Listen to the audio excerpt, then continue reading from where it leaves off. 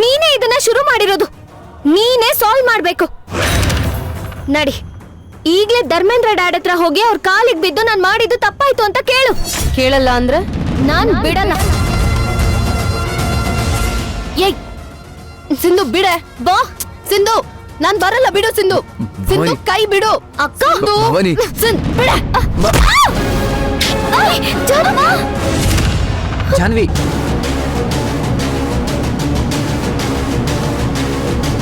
ಜಾನು ಏನಾಗಿಲ್ಲ. ಬಿಡೆ ಎದ್ದೇಳು. ಬಿಡೆ ನನ್ನ ಕೈನ. ಗೊತ್ತು ನಂಗೆ, ಯಾರು ಮುಟ್ಬೇಡಿ ನನ್ನ. ಅಕ್ಕ ತಂಗಿ ಇಬ್ರು ಸೇರ್ಕೊಂಡು ನನ್ನ ಬೀಳಿಸ್ಬೇಕು ಅಂತ ಮಾತಾಡ್ಕೊಂಡೆ ಬೀಳ್ಸಿದ್ರಿ ಅಲ್ವಾ? ಇಲ್ಲ ಜಾನು, ನಾನೇನ್ ಬೇಕಂತ ಮಾಡ್ಲಿಲ್ಲ. ಬಿಡೆ ನನ್ನ.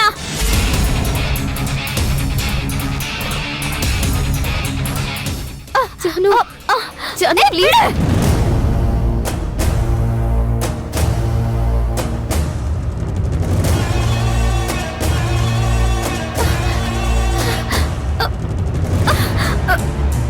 ಅಮ್ಮ, ಜಾನು,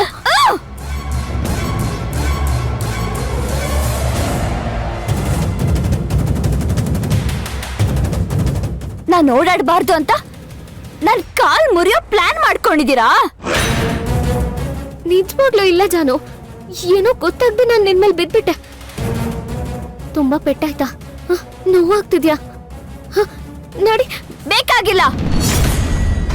ಇದಕ್ಕೆ ಉತ್ತರ ಎಷ್ಟು ಕ್ರೂರವಾಗಿರುತ್ತೆ ಅಂತ ನೋಡ್ತಾ ಇರೆ. ಏಯ್ ಸಾಕ್ ನಿಲ್ಸೆ. ಅಷ್ಟೊತ್ತಿಂದ ನಾನು ನೋಡ್ತಾನೆ ಇದ್ದೀನಿ. ಹೇಳಿದ್ನೇ ಹೇಳ್ತಾ ಇದ್ದಾಳೆ. ಓ, ಈ ರೀತಿ ಮನೆಗ್ ಬಂದು ಕೂಗಾಡ್ಕೊಂಡ್ ನಾಟಕ ಮಾಡ್ಬಿಟ್ರೆ ನನ್ ಕೇಸ್ ವಾಪಸ್ ತಗೋಬಹುದು ಅಂತ ಅನ್ಕೊಂಡಿದ್ಯಾ?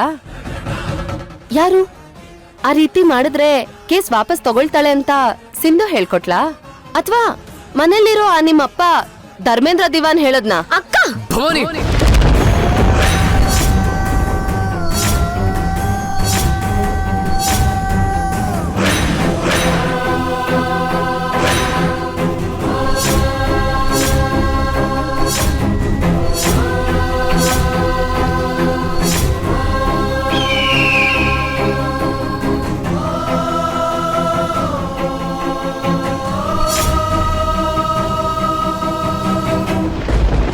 ಇವಳಿಗೆ ಮಾತಲ್ಲಿ ಹೇಳಿದ್ರೆ ಆಗಲ್ಲ.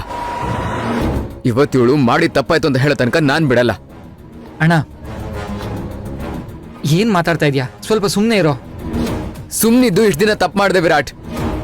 ನೋಡು ಭವಾನಿ, ಇವತ್ತು ನೀನು ಧರ್ಮೇಂದ್ರ ಅಂಕಲ್ ಹತ್ರ ಸಾರಿ ಕೇಳ್ಬೇಕು. ನಾನ್ ಕೇಳಲ್ಲ. ಭವಾನಿ, ಭವಾನಿ ನಿಂತ್ಕೋ. ಭವಾನಿ,